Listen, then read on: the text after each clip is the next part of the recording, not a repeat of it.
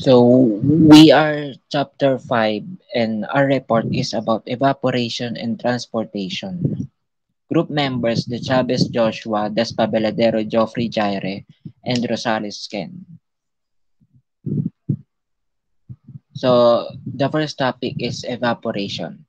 Because there is a continuous exchange of water molecules between an evaporating surface and its overlying atmosphere, it is common in hydrologic practice to define evaporation as the net rate of vapor transfer. So, yung net rate of vapor transfer, ito yung nagde-describe sa rate kung saan yung water vapor ay nagmo-move from one location to another. And then, ito rin yung differences in partial pressure, temperature, or concentration between two regions. So, evaporation from a particular surface is directly related to the opportunity for evaporation, availability of water provided by that surface. For open bodies of water, evaporation opportunity is 100%, while the while for soils it varies from a high of 100% when the soil is highly saturated. For example, during storm periods to essentially zero at stages of very low moisture content. So, yung evaporation, ito yung process na pag nagta-transition yung molecules from the liquid phase to the gas phase. Nangyayari ito pag yung molecule sa surface ng liquid ay nagigain ng sapat na energy para ma-overcome intermolecular forces na nandun sa liquid.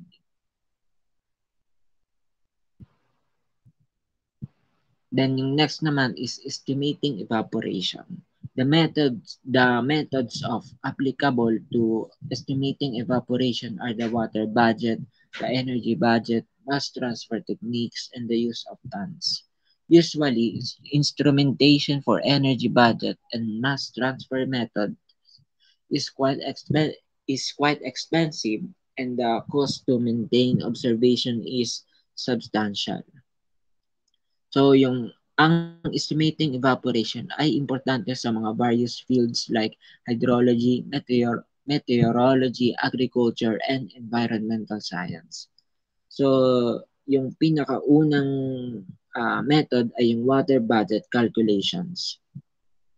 The water budget calculations for uh, the water budget method for determining evaporation is a very simple procedure, but it seldom produces reliable results. In this method, reservoir, lake, and pool evaporation E can be computed by rearranging equation. So yung unang equation sa water budget calculation ay E equals to P plus R sub 1 minus R sub 2 plus R sub uh, plus R sub then minus T sub 1 minus I minus change of storage yung last. Where yung E nga is yung evaporation, and then yung P naman is precipitation. Ito yung pag-gather ng data from water station, yun yung precipitation. Then yung R naman, ito yung runoff or yung estimate using hydrological models. Then yung T naman, which is yung transpiration. And then yung I, which is yung inflow or yung measure or estimate inflows from upstream sources or any other water entering the system. Then yung last naman, which is yung minus change of storage. Then it is useful to deal with the net transfer of seepage through the ground R10 and consider that transpiration term T equals to 0 with these few modifications. Then pag yung transportation nga ay equals to 0, pag na-consider na natin yun, yung second formula naman ay ito, E equals to P plus R sub 1 minus R sub 2 plus O sub 1 minus change of storage, which is nawala na yung T na naging zero na nga, and then I naman ay nawala rin. Then yung next method naman po is ay energy budget method. The energy budget method illustrates an application of the continuity equation written in terms of energy. The energy budget method is a way to estimate an evaporation or evapotranspiration by considering the balance of energy inputs and outputs in a given system, such as a water body, soil surface, or vegetation canopy. This method is based on the principle that the energy available for evaporation is the difference between incoming energy, or mainly solar radiation, and the energy lost to other processes like sensible heat flux and ground heat flux. Then ito yung equation doon, which is medyo mahaba. Then ayun na lang yung mga meaning nun. Then yung next naman is na method ay mass transfer techniques. Mass transfer equations are based primarily on the concept of turbulent transfer of water vapor by eddy motion from an evaporating surface to the atmosphere. Many equations, both theoretical and empirical, have been developed. Itong technique na to ay based sa principles ng mass transfer kung sa uh, kung saan yung vapor ay nagmo-move from regions of high concentration to lower concentration. Then yung basic formulas niya is E equals to 0.6623 over P times G prime times PU raised to 2 minus N over 2 plus N, and then times R4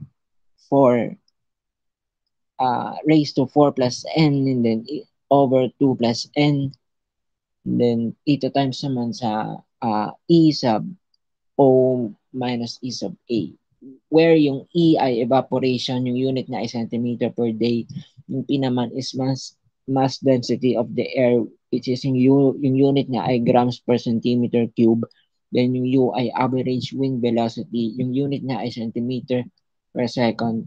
Then yung R is radius of circular lake, yung unit na ay centimeter. Then yung P ay atmospheric pressure. And yung E sub O plus E sub A naman is yung previously defined. Then yung N is an empirical constant. Then yung G prime naman is a complex function. Commonly used empirical equation has been developed by Mayer. This equation takes the form of yung equation naman na develop ni Mayer ay E equals to C times E sub O minus E sub A times 1 plus W over 10. Where yung E ay daily evaporation in inches depth. Yung dalawang E naman na pinag-plus ay as previously defined but in units of inches. Then yung W naman is the wind velocity in mph measured about 25 feet above the water surface. Yung C naman ay pan-empirical coefficients. Then another mass transfer equation used to estimate the rate of evaporation is one developed by Dunne. It takes the following form. Yung last equation naman is yung na-develop ni Dunne, which is yung E equals to 0.13 plus 0.00016 times U sub 2 times E sub A times 100 minus R sub H over 100. Then yung last naman na method is yung use of evaporation ponds.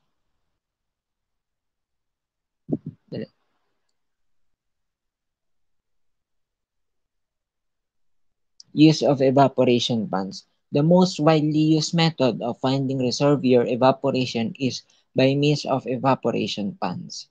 The Standard National Bureau National Weather Bureau Class A pan built of unpainted galvanized iron is currently the most popular.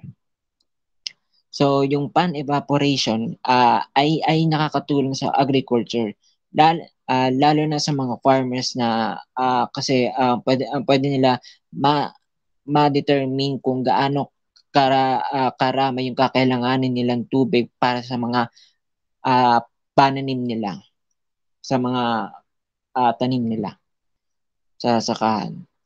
Then yung basic formula ng evaporation pan measurement ay E sub pan equals to W sub I minus W sub F plus P minus R. Where yung E sub pan, ito yung evaporation from the pan, which is yung unit niya ay millimeter per day or another time period. Yung W sub I naman is the initial water level, yung unit niya ay millimeter. Then yung W sub F naman is the final water level, which is yung unit niya ay millimeter din. Then yung P is the amount of water added to maintain the level, unit millimeter. Then yung R na, yung last naman is R, is the amount of rainfall during the period. And then yung unit niya ay millimeter din. An evaporation pan is used to hold water during observation for the determination of the quantity of evaporation at a given location. So, tulad nga ng sinabi ko kanina is nakakatulong tong evaporation sa agrikultura. Tulad sa mga farmers dahil nalalaman nila kung gaano karaming tubig na kakailanganin nila dun sa mga tanim nila. And then, dahil ito nga yung practical tool na ginagamit upang ma-measure yung rate of evaporation directly from a water surface. Then, ito rin yung pinaka-popular na ginagamit sa mga like agriculture or National Weather Bureau. Then, the next reporter naman po.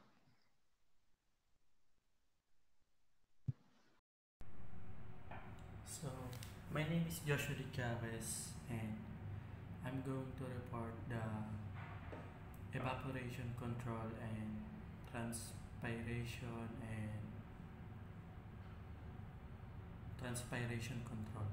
The first one is the evaporation control. Evaporation losses can be greatly significant at any location.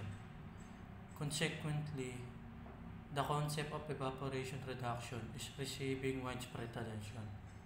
Evaporation losses from soil can be controlled by employing various types of mulch or by chemical alteration. Evaporation is one of the most important environmental processes that can reduce the quality and the quantity of water available for industrial, agricultural, and household uses. Therefore, evaporative losses can become an essential challenge for the efficiency water storage and supply in many parts of the globe. So, ayun nga, napaka-importante daw ng evaporation control, which is makakatulong sa ating environmental. Then, evaporation control, andyan yung mga list kung saan makakatulong na makapag-control nga sa pagbawas ng evaporation. The first one is storing water in covered reservoir. And the second one is making increased use of underground storage. Yun nga, yung sa underground para hindi mag-evap, para hindi mainitan or masilayan ng araw. Controlling aquatic growth and building storage reservoir with minimal surface area. And the use of chemicals. Dito sa the use of chemicals, meron silang ginagamit na compound, which is yung hexadecanol and the octadecanol form. Based on the research, effective siya as evaporation inhibitors. Then the last one is conveying in closed conduit valves than open channels na malilak. And the next one, 5.4, is transpiration. Transpiration is a process of water movement through a plant and its evaporation from aerial parts such as leaves, stem, and flowers. It is passive process that requires no energy expended by the plant. Transpiration is also cools plants, changes osmic pressure of cells, and enable mass flow of mineral nutrients.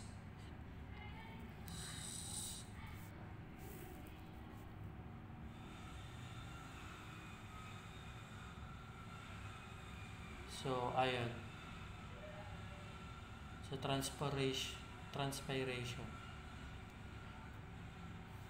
Root system of plant absorb water in varying quantities. Most of this water is transmitted through the plant and escape through the pores in the leaf system. This is known as stomatal transpiration. Plants also lose water by other mechanisms, but usually this is negligible compared with that loss to the microscopic leaf. And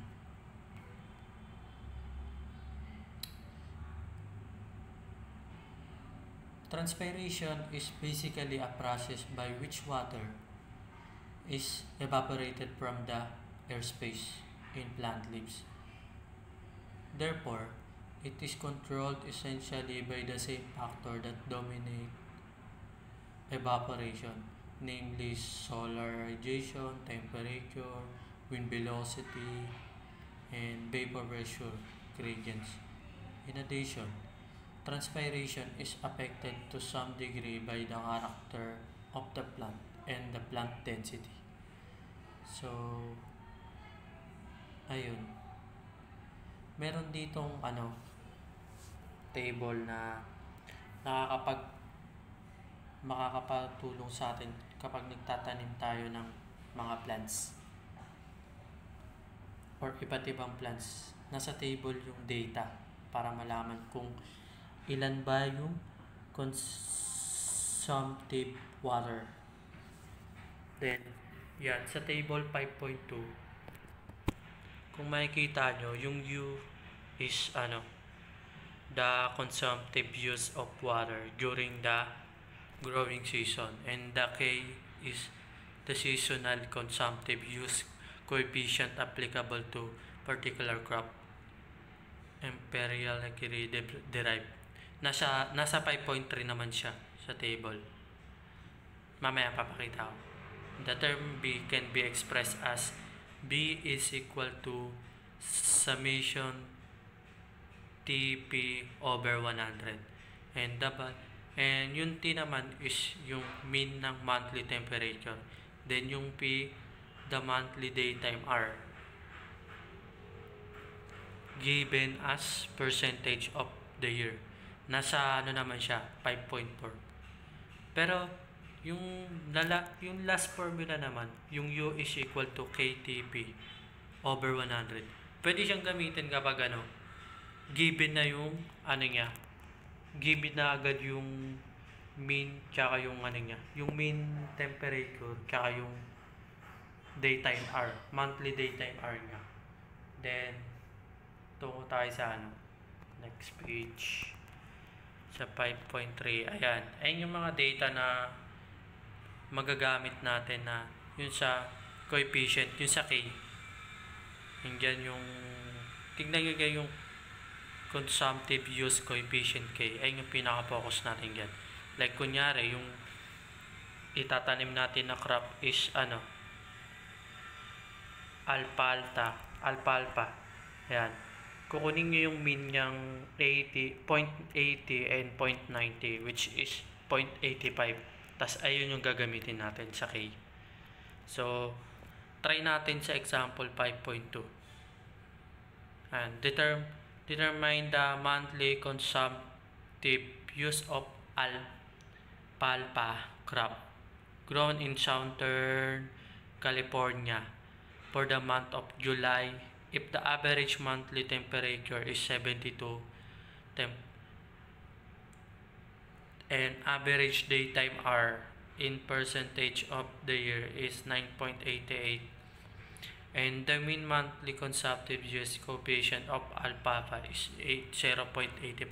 Kung mapapansin nyo, yung consumptive use coefficient niya is 0.85 kasi kinuha yung mean ng dito nga sa may alfalfa. Yan, yung 0.080 and 0.90. Then, focus tayo sa next table. So, ayan, mag-focus lang kayo dito sa 5.24. Yung solution nung kanina. Yung ginamit nating formula dito is U is equal to KTP over 100. Bakit? Kasi, given na yung ano niya, yung K and then yung T tapos yung P, which is yung 72 kaka yung 9.88. So, kapag kinalculate nyo siya sa calculator, ayan, lalabas yung 6.05 inches of water. Ay, dun makukuha yung consumptive water niya. Then, the next one is the table 5.4 naman. Ayan, makikita mo dyan yung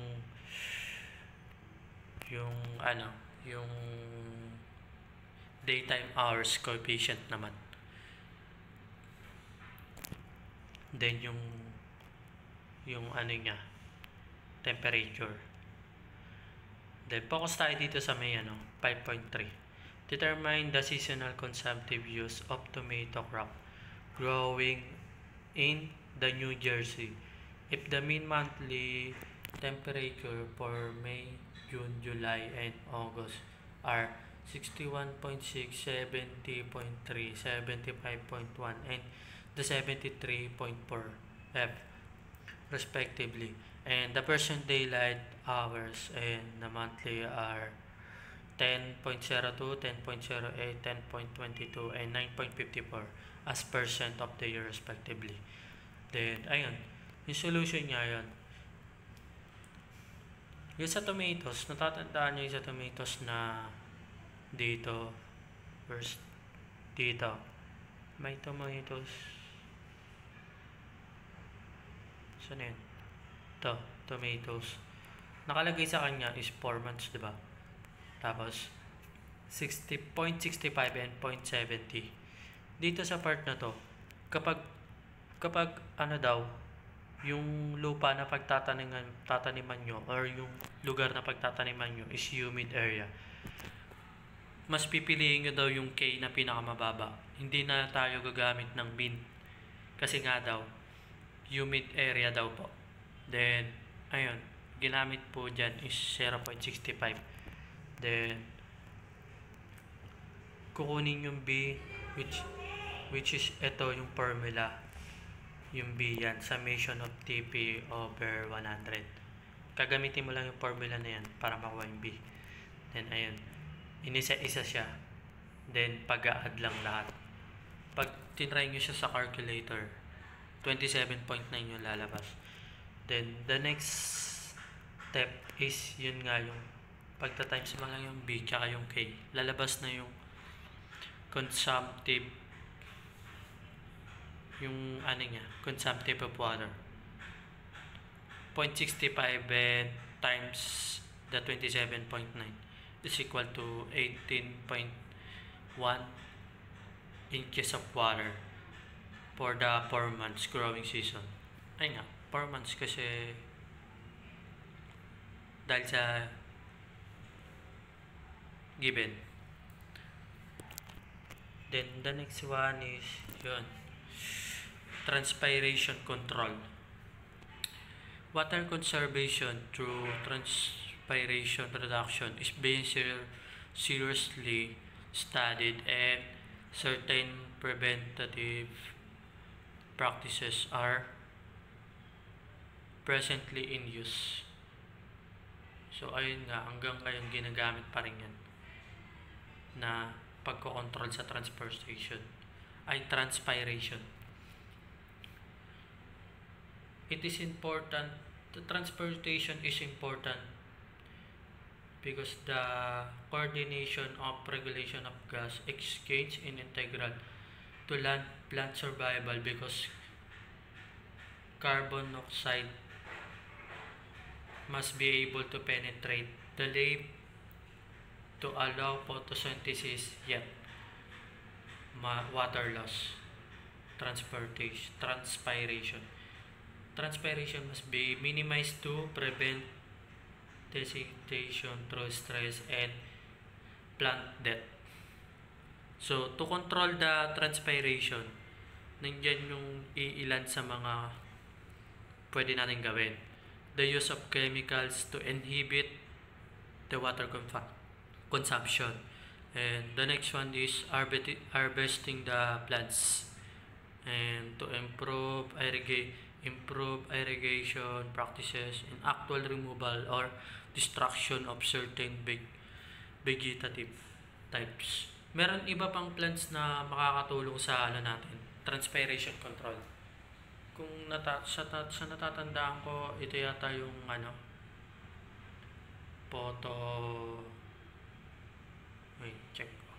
Phreatophytes, kung saan capable of tapping the water table or capillary bridge. Tas isa pa yun sa may na research din ako na sa may Mexico na ginagamit din nila yung para maiwasan, para yun nga magkaroon ng transpiration control. Yung salt cedar na plant. Then yung Phreatophyte, siya, mga uri siya ng plants na di masyado kailangan ng tubig. So ayun lang. Thank you for listening. So hello, my name is Ken Rosales from BSCE 3B, and today I will report about evapotranspiration.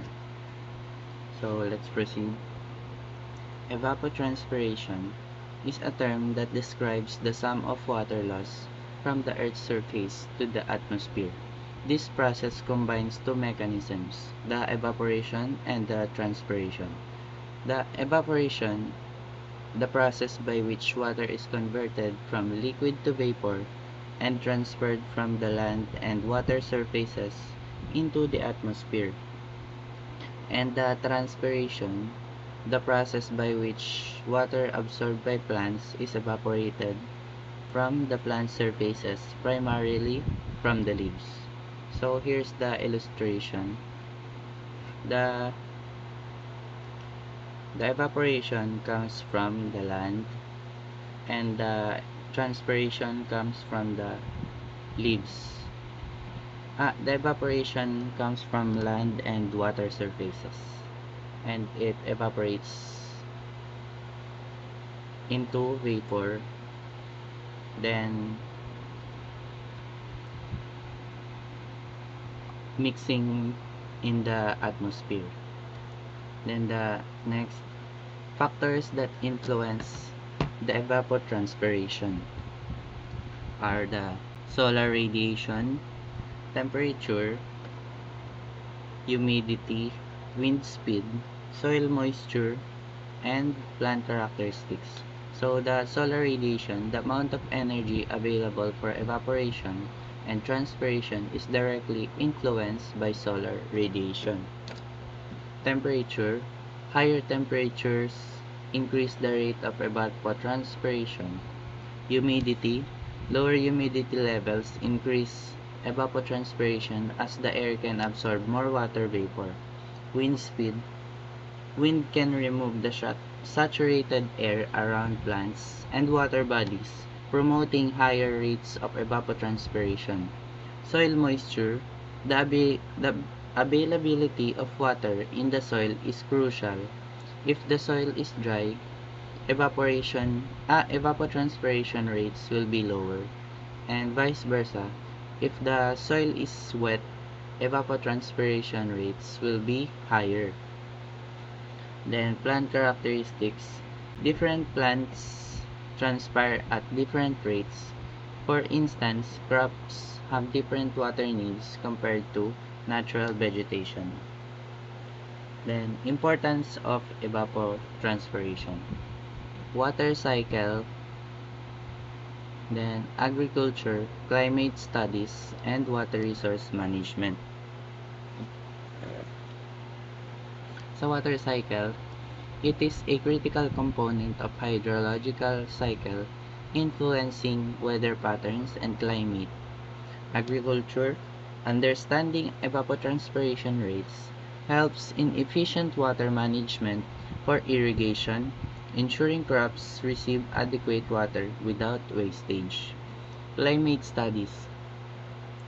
It plays a role in climate modeling and prediction, helping to understand interactions between the land surface and the atmosphere. Water resource management. Accurate measurements and predictions of evapotranspiration are essential for managing water sources, particularly in regions facing water scarcity. Then,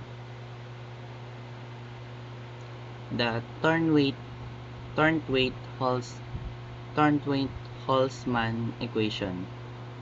This is an example of mass transfer equations of the form previously discussed. Mass transfer equations of the form previously discussed can also be used to estimate evapotranspiration. The Thornthwaite-Holzman equation is a good example of a mass transfer equation that has often been employed for this purpose. However, Lindsay and coworkers indicate that there is some questions as to the adequate verification of this model to estimate evapotranspiration losses. The equation is expressed as E equals 833 k squared multiplied by E sub 1 minus E sub 2 multiplied by V sub 2 minus V sub 1 all over T plus 459.4 logarithm E multiplied by Z sub 2 divided by Z sub 1 squared. So, ito yung formula nyo. Wherein the E is the evaporation in inch per hour. Then the K is von Karman's constant, which is 0.4.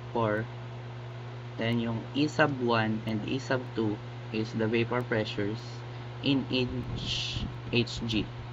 V sub 1 and V sub 2 are the wind speeds in mph. Then the T is the mean temperature, degree Fahrenheit, of the layer between the lower level Z sub 1 and the upper level Z sub 2. Ayan yung Thornthwaite-Holzman equation. Then, potential evapotranspiration. Thornthwaite defined potential evapotranspiration as the water loss which will occur if at no time water is deficient in the soil for the use of vegetation. Potential evapotranspiration is a concept that represents the amount of water that would be evaporated and transpired by a specific crop or vegetation under ideal condition, given sufficient water supply. Then, the Agricultural Research Service, or the ARS,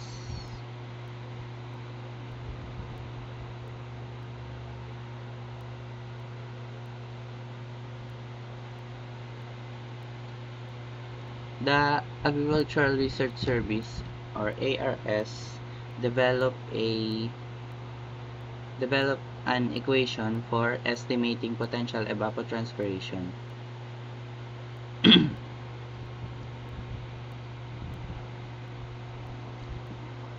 The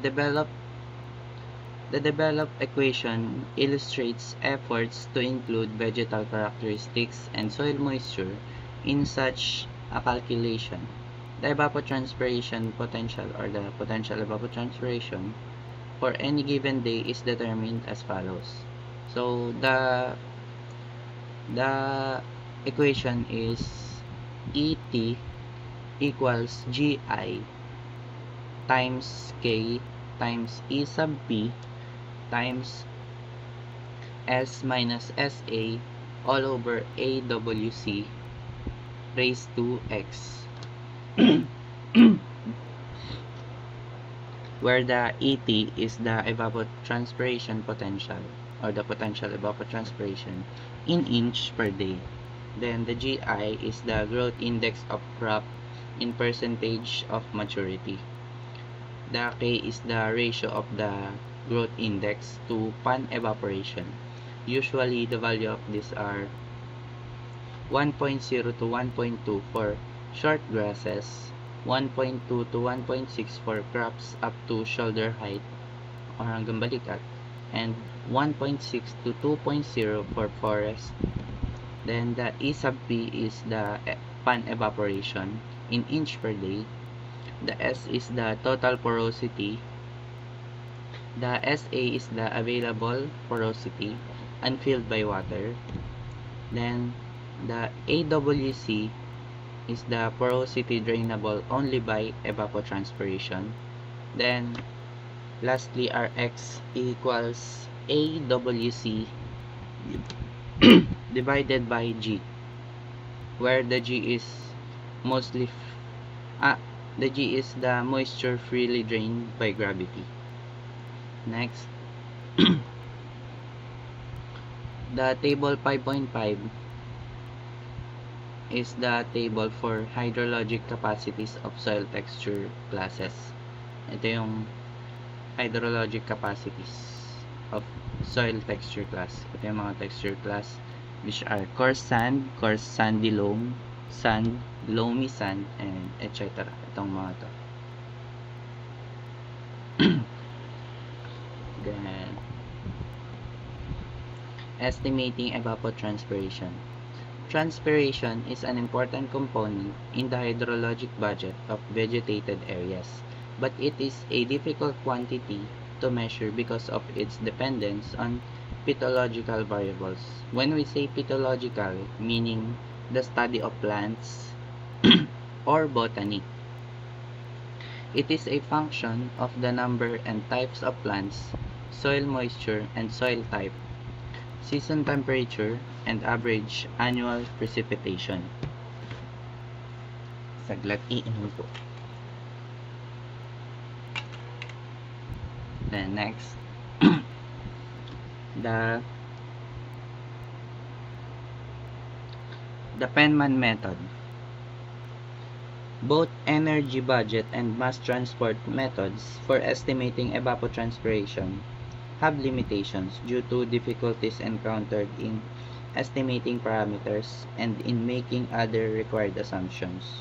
So, itong Penman method is for estimating is an example of an equation for estimating evapotranspiration. So, yung energy budget and mass transport methods is may limitations sila.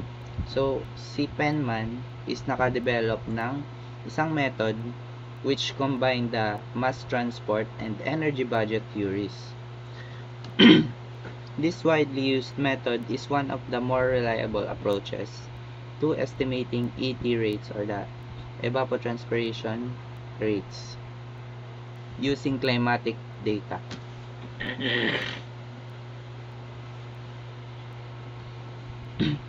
The Penman equation is theoretically based and shows that ET is directly related to the quantity and radiative energy gained by the exposed surface. So, itong ET equation natin, or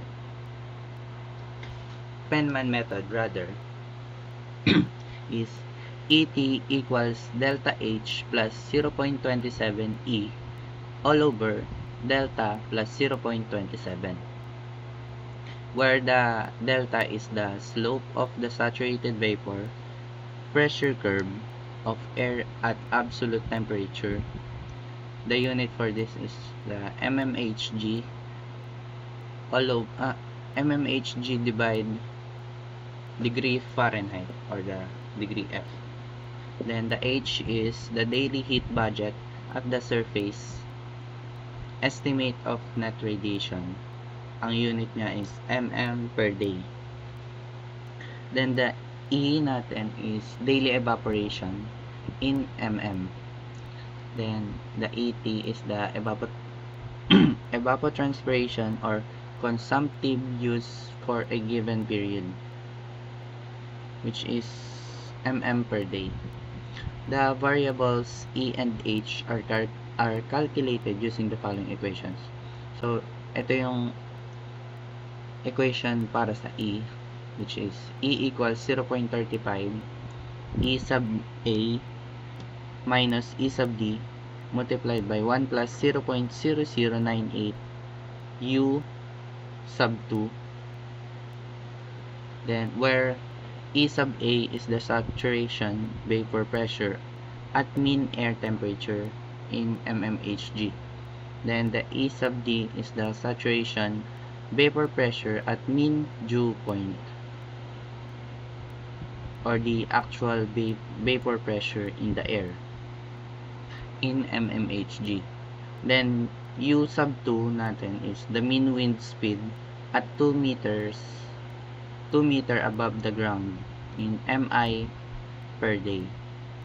The equation used to determine the daily heat budget at the surface H is, so ito naman yung equation para sa H, which are H equals R multiplied by 1 minus R, yung maliit na R, multiplied by 0.18 plus 0.55 S minus B multiplied by 0.56 minus 0.092 E raised to 0 D, then D raised to 5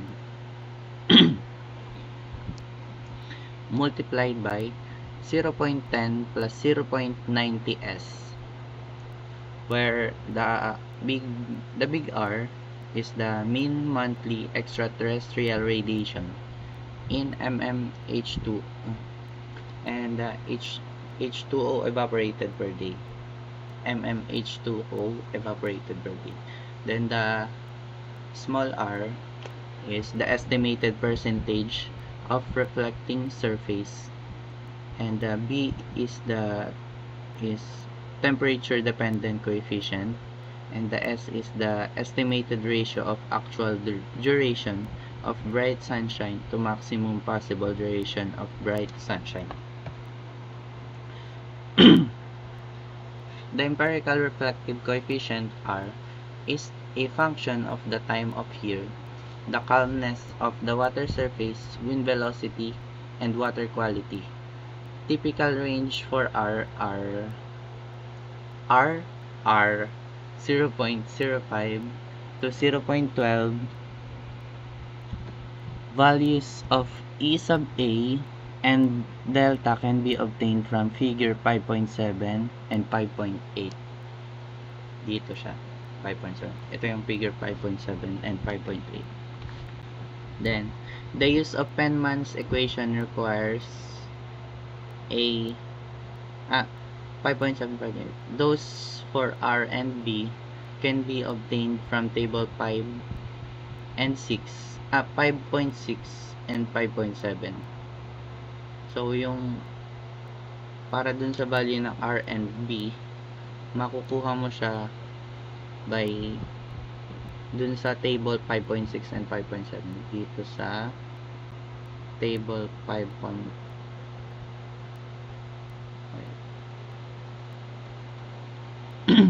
excuse me, itong table 5.6 and table 5.7. Dun makukuha yung value ng R and B. Then the use of Penman's equation requires a knowledge of vapor pressures, sunshine duration, net radiation, wind speed, and mean temperature. Unfortunately, regular measurements of these parameters are often unavailable at sites of concern, and they must be estimated. Another complication is making a reduction in the value of ET when the calculations are for vegetated surfaces.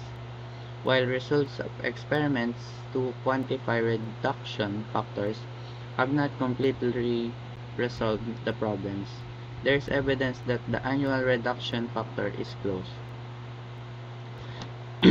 Let's proceed. So this is the tabulated values of R, mean monthly intensity of solar radiation on a horizontal surface, for use in the Penman equation. So itong table na to is for the use of Penman equation. So proceed tayo sa example. Using the Penman method, estimate the evapotranspiration given the following data. Temperature at water surface equals 20 degrees Celsius, and temperature of air equals 30 degrees Celsius. Relative humidity equals 40%. Wind velocity equals 2 mph or 48 mi per day. Then the month is June at latitude 30 degrees north. So itong month June at 30 degrees north is dito mo siya makukuha. Yung month, which is June this month, then ang latitude niya is 30 degrees north, which is this one, 30 degrees north. Titingnan lang natin siya sa June, which is 16.5. So ayun yung ilalagay natin, gagamitin natin mamaya. So R is given as 0.07 and S is found to be 0.75. Solution natin. Given the data for temperature, the values of E sub A and E sub D can be determined using figure 5.7 or appendix table A2. The saturated vapor pressures are found to be 17.53 and 31.83 mmHg respectively. Thus, E sub A equals 31.83, and for a relative humidity of 40%, E sub D equals 31.83 times 0.4 is 12.73.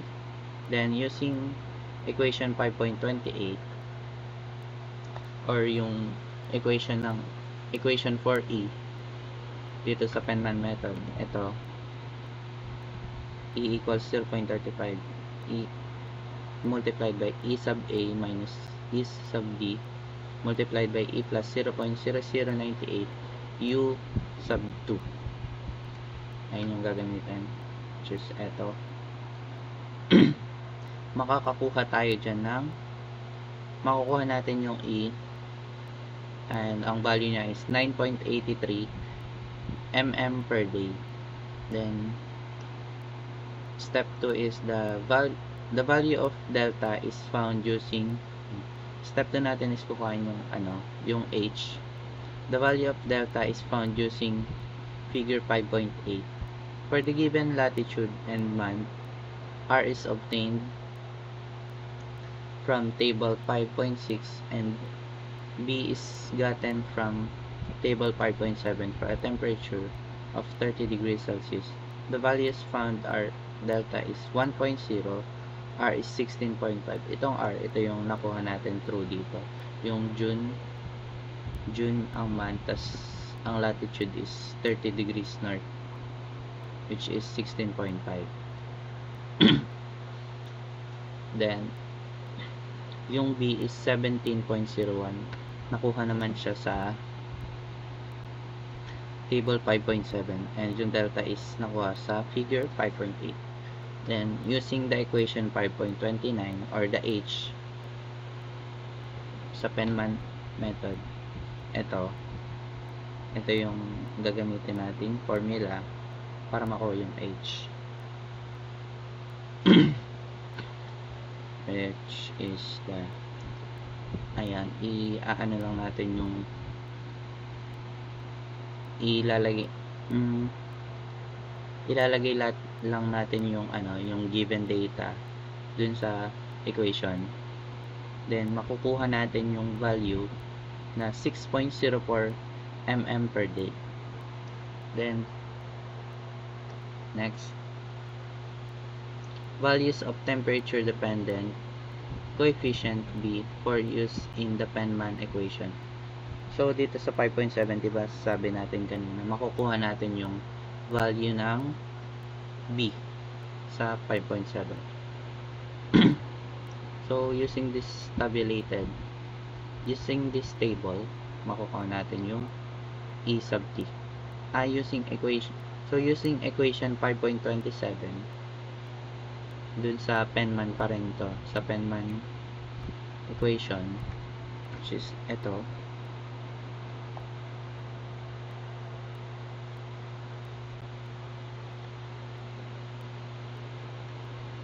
Wait.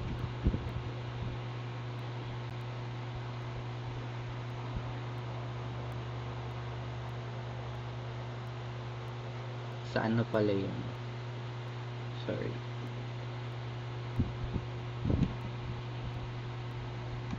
Yung formula natin sa Penman equation, ito siya. Ito yung 5.27, yung ET equals delta H plus 0.27E all over delta plus 0.27. Sorry. Ito yung equation 5.27. ET is pag sinubstitute natin yung mga value dyan, makukuha natin yung ET, which is 6.85 mm per day. Thus, the estimated evapotranspiration is 6.85 millimeters per day. So that's for our equation. So thank you for listening to my report and study well. Thank you.